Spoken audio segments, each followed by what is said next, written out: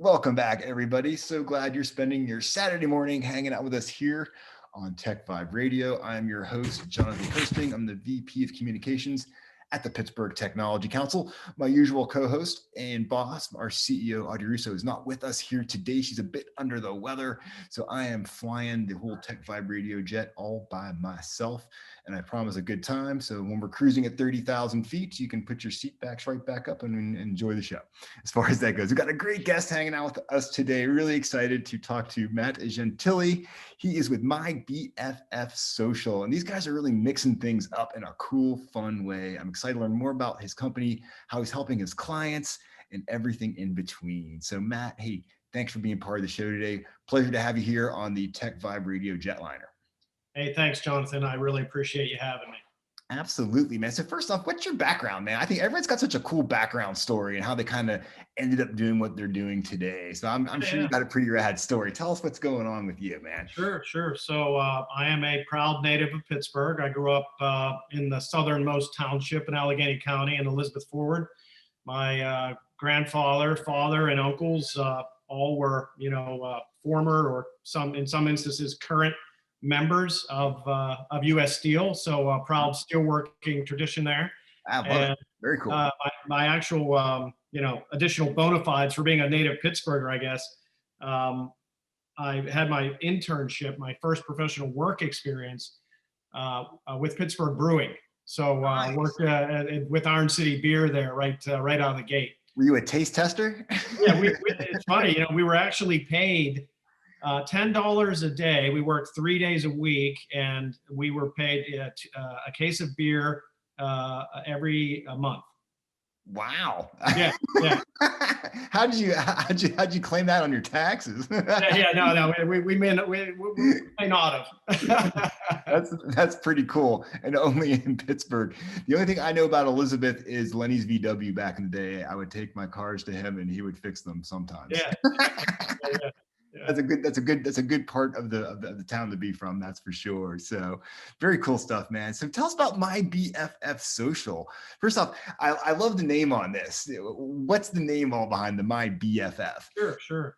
So BFF Social really originated as I was working in the real estate industry as a simple explanation to try and explain the benefits of social media. And we started it out as BFF. How do we help professionals understand what social media can do for you? So we just replaced the BFF with business friends forever, right? So our goal is to help our clients build more business friends forever, My BFF Social. And having social in the name actually is also tactically important for Google search and other search engines as well. So it actually helps us rank organically. You gotta actually take your own medicine, right? Yeah, exactly.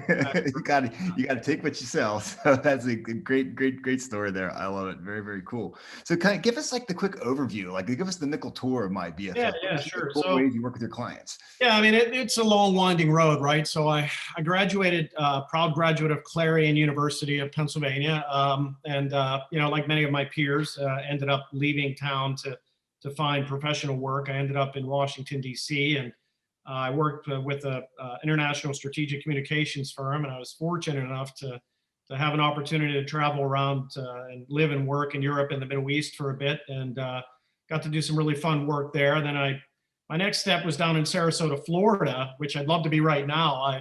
Tell me about it. Come on. 4 degrees outside out there right now. So I was down there for about 10 years. I worked with Arthur Andersen and PricewaterhouseCoopers and their tech marketing divisions, and then an opening came open for communications manager for the largest real estate company in the state of Florida. So I took that, I bid on that and started working in the real estate industry for the next 12 years. And it was right around that point when Facebook launched. And I really, I don't know, I hate to give away my age, but I was probably around 30 at that time or so. And I never really looked at Facebook as, the place to share my cat photos. I was much more looking at it as, this is a really great channel to meet the consumer and put a commercial message out there. So I got together with the VP of training. We developed some of the first manuals for social media marketing for the industry. And we started, turning on all of our managers and agents into promoting, their listings and the business and recruiting and so forth. So it really grew from there, and that drew the attention of Realogy, which was the parent company and still is the parent company. And they do, if you're not familiar, they do about 26% of all real estate transactions in the United States. Oh my. They own the brands of There you Century go. 21, Coldwell Banker, ERA, Sotheby's, Better Homes and Garden, Corcoran, the list goes on. So I took over social media communications for the Century 21 brand. And that really opened up a lot of opportunity and experience to operate at a national brand level and even at a global level to some extent. We had the opportunity to do 2 Super Bowl ad campaigns. So I managed the social media efforts for 2 of those. One of them featured a recently former president, as well as Deion Sanders and Apollo Ono. You can still see the ad if you Google search for Donald Trump and Century 21 out there. Okay. You'll find it. But, I might have to do that after the show. Yeah, it's very interesting, especially in light of everything. But we sponsored Olympic sports teams. We sponsored U.S. men's and women's national soccer team. So, I mean, having an opportunity to work in New York as a media professional of any sort is kind of the pinnacle. And really having the opportunity to work on Super Bowl campaigns was, like over the top. I mean, come on, dude. That's like that's about as good as it gets when you're in your business, man. Yeah. So, for a PR guy, it was exceptional, So I did okay with my communications degree from Clarion. And I did end up getting a master's degree in organizational management when I worked with Anderson. And, after, I don't know, about 8 years, I was kind of ready to come back home here to Pittsburgh and get a little closer to my parents as they grew older. And there's a lot of, I meet people every day. Well, not as much now, but through Zoom that have done the same thing. And have moved back home and have started their own companies. So I started my BFF Social with an emphasis, as is in the name, social media marketing and advertising, and try to bring what I've learned and experienced, at the national level here locally, and also, the great thing about Pittsburgh is the cost of living here is just it's just radically cheaper than some of the other places out there. And I'm sure that, being a part of the tech. I don't know what you're talking about, man. I don't know what you're talking about. It is, it's spectacular. So I'm able to compete, with the companies that I may have hired as a corporate guy. Now I'm competing with them, and I understand, what their pricing sheet is versus what my pricing sheet is living here. So it's given us a good entree and some strategic advantage in that respect as well. Definitely. Very cool. Just reminding our listeners, in case you just tuned into TechVibe Radio here, we are talking to Matt Gentile. He is with My BFF Social. And so I just wanted to know, who's the typical client that you work with? Is there a sweet spot that you guys have? Yeah, I mean, obviously the real estate vertical and the finance space is big for us just based on my background, but we also stretch out into the energy space. We worked with World Connect Energy Services. Some of our other clients include Lobos Management here in Pittsburgh. It's a big apartment ownership group. MOH Distillery, which is a distillery. Stretch Lab, which is actually, I'm over 40, and this Stretch Lab company is an interesting concept where you go there and they basically stretch you, right? It's a franchise, and they stretch you out, and it's kind of, I'm not the most flexible guy, so it's an interesting concept. So while real estate and finance and that sort of thing is kind of our bailiwick, we also service to a variety. You got some cool companies like that as well too. That's cool. So how you guys are able to keep track with the ever-changing pace of all things social blows my mind, because I cannot. I just I just call you up if I have a question, right? Yeah. So I'm really curious. I mean, everyone's been really talking about how Apple's additional privacy controls are going to be impacting like Facebook and so forth, and it's going to really change how you do your job.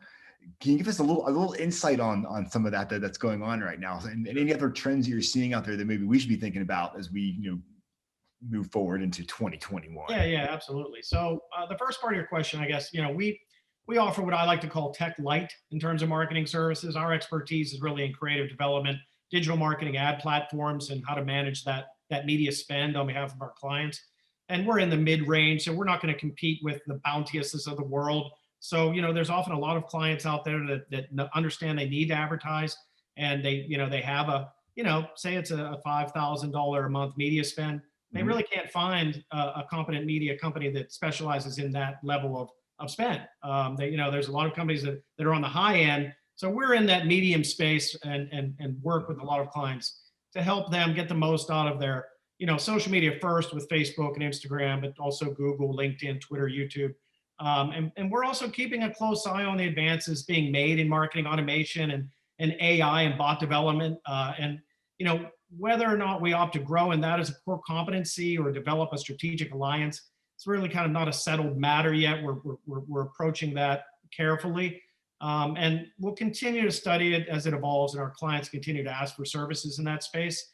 But in terms of the question about Apple and the privacy concerns coming out with Facebook ads, it's really the question on everyone's mind, right? And the main element of Facebook advertising that's going to be affected is pixel tracking specific to conversion events, right? So, right.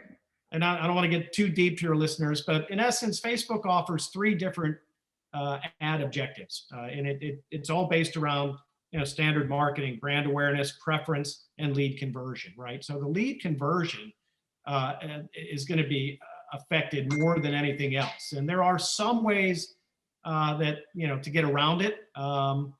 Specifically turning off, the Apple iPhone as a mobile device targeting. But at the end of the day, I'm not shorting my Facebook stocks. I'm pretty sure Mark Zuckerberg's going to figure something out. Exactly. Well, that's what's always so cool is the fact that someone always does figure something out, right? I mean, we're human beings and there's technology involved. So people are going to find a solution to do something else, which is why your job is so important because you figure out what the other thing else is and then you latch onto it and it just keeps doing that. So I think that's so fascinating. Yeah, it is. It's constantly evolving. And that's, hey, that's good. That's good news for us. Absolutely. We just got about a minute or so left. It goes by so fast. I'm thinking you must have a lot of good insight on your website. Do you have some like white papers and fun things like that where it kind of goes over some of these kind of key topics and points? We have a ton of stuff. You can always visit us at mybffsocial.com. Okay. We're happy to have conversations and get into the weeds. And I'd also like to mention our philanthropic efforts. Please do. Yeah, I know something that's really important to you. Tell us a little bit more about that. Yeah, we are the sole philanthropic partner for our agency with 412 Food Rescue. And you may know Leah Lizronda and her team. They do a fantastic Love her. job. She's the best. Yeah. And it's, it's a personal thing with me being a child of the 70s and 80s. I lived through some of those longer U.S. steel strikes. So absolutely, man. Food scarcity is especially now with the pandemic, it's a real thing. So I hope people will look into contributing or volunteering because that's a great organization. And we also work as a client and also an advocate for an organization called LGBTQ+ Real Estate Alliance, which is a brand new organization. And they're out there and they're advocating on behalf of home ownership and getting rid of housing discrimination. So really a fantastic organization, realestatealliance.org. Strongly recommend you go out there. Dynamic new organization where community members, can meet and find allies in various industries. Great stuff, man. What a great story. So much fun talking today, Matt. It was like, we need to have you back on the show to go over more stuff because it's going to change again. We're going to need more tips about the latest things going on within social. I know you guys are always picking up new clients and have new things to tell. So we're going to have you come back on very soon. Just love what you guys are up to. Once again, go to mybffsocial.com. Check the site out. You can learn a lot there and get in touch with Matt. If you have questions, he's there. He's ready to answer them. Simple as that. So Matt, thanks for being part of TechVibe Radio. Hey, we're taking a quick break. We're coming back with more TechVibe Radio. This is Jonathan Kirsting. I'm with the Pittsburgh Technology Council. You can learn more about us by going to pghtech.org. Hang tight. I'll be right back after this quick break.